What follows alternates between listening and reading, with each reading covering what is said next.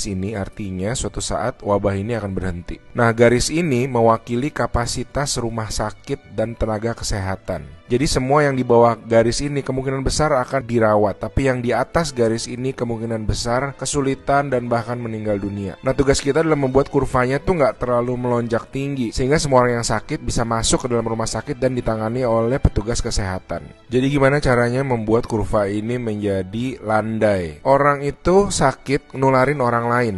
Nah, orang yang sudah sembuh, tubuhnya jadi punya imunitas, sehingga kemungkinan dia tertular lagi itu kecil atau hampir nggak ada. Sehingga caranya sebuah wabah apapun itu dari zaman dulu berhenti adalah ketika cukup banyak orang kena virusnya, lalu menjadi imun sehingga virusnya nggak bisa punya orang untuk ditularin lagi. Nah, kenapa selama ini kita perlu banget namanya social distancing atau ngejauhin diri? Animasi ini bagus banget. Ini contoh kalau semua orang bergerak bebas seperti biasa, nggak ada pikiran, semua tetap pergi konser, pergi jalan-jalan. Ini akan terjadi. Satu orang akan menularkan semua orang berbarengan, dan itu yang berbahaya. Seperti tadi kita ngelihat kurvanya ya. Pada akhirnya akan lewat dan pada akhirnya semua orang akan sembuh. Tapi karena kurvanya tinggi, banyak orang akan mati dalam prosesnya. Nah, yang terjadi di Cina dengan adanya lockdown, ditutup, membuat orang tidak sakit sekaligus berbarengan. Jadi kurvanya lebih landai kalau kalian lihat, sehingga memberi waktu untuk orang-orang menjadi sembuh dan akhirnya bisa melandaikan kurvanya.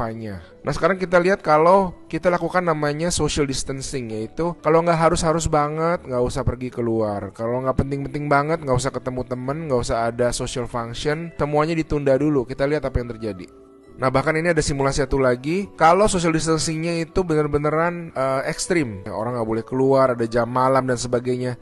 Ini yang terjadi. Kita lihat beda banget kan. Jadi ada orang yang akan tetap sakit, tapi mereka bisa masuk rumah sakit dan dirawat. Jadi teman-teman, please do your social distancing, stay at home, work from home, anywhere you can. Ada orang-orang yang nggak bisa, saya mengerti, tapi sebisa mungkin lakukanlah semuanya itu. A good way of doing it is to imagine that you do have the virus, yeah, and change your behavior so that you're not transmitting it.